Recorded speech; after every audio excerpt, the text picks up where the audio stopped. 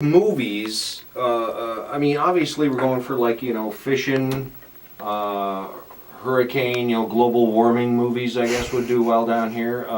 Because when you're thinking end of the world apocalypse, first comes to mind is Detroit. So that's where they would go to film all those movies. Red Dawn, the remake of Red Dawn, a lot of it was shot in my hometown of Spokane, I found out. And you got Kaiser Aluminum, an empty aluminum factory out there that's gone under. So they had a lot of great locations out there. So I would imagine, like for fishing, you could do a lot of period pieces down here too, I would imagine, with some of the old yeah, there's some great architecture here, so you can pick a period and pretty well bring it into the county. Number of things, it might be something that needs an orchard, for example. Something just needs pasture land. That's the thing about this type of thing. Everything is potentially a film location, everything. And just depends on what the project's coming through, and you just want to be ready, whatever that project might be, to show them what they might need to bring them here. Because you remember the old, way back in the day when Dave was just recently out of college and married back in the 20s, when the film industry was just getting underway. No, that was the Mayflower. Mayflower. But everything was done in California. Everything was done out there because they had all that land. Well, now everybody lives out in California, and they don't have the the acreage to film some of the stuff that they used to normally film out there. We can bring Tarzan back and do it up the Grease River like they did at one time.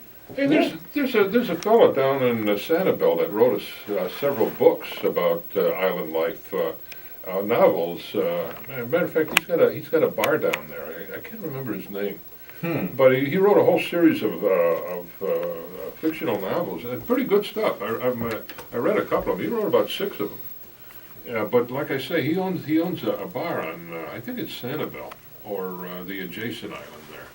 And Sanibel, the Randy White. I think that's who I'm thinking. I think he's in Boca Grande, but I'm not sure. Randy White, that's right, the author. Yeah. Excellent. Hi, caller. You're on News Radio 1580. No, you're not. 206-1580, toll free, 888-441-1580. So how hard is it to get into these organizations that you're still becoming members of, I guess? Oh, the AFCI, the Association of Film Commissions International, not hard. I was a member when I was in Missouri and in Kansas, so you've got 7 or 8 members already in Florida, so we'll be one more. What you've got to do is you've got to meet certain minimum requirements, certain education level for the people who run the film office. I've already been there, I've done that, I taught those courses, so we're good. So that's easy enough, and that will get us into their website, which is the first and major thing to do as far as marketing the area. And then my major goal right now in the next few months is trying to discover all the resources that are here so we can catalog them and show people what's available when they want to come here. Well, do you start with the Chambers of Commerce to do that? Actually, across the board, it's really a networking thing. Start with the chamber. I've been invited out to Night Island on Palm Island on Friday to see the facilities out there and what they've got. They will lead me to other people, like at Babcock, and as I visit and talk with people, we'll discover more and more. I already received an email the first week I was here from a musician who does scores for films right here, and he lives in Port Charlotte. So we're already discovering some of the talent that's here and some of the resources we'll need. Cool.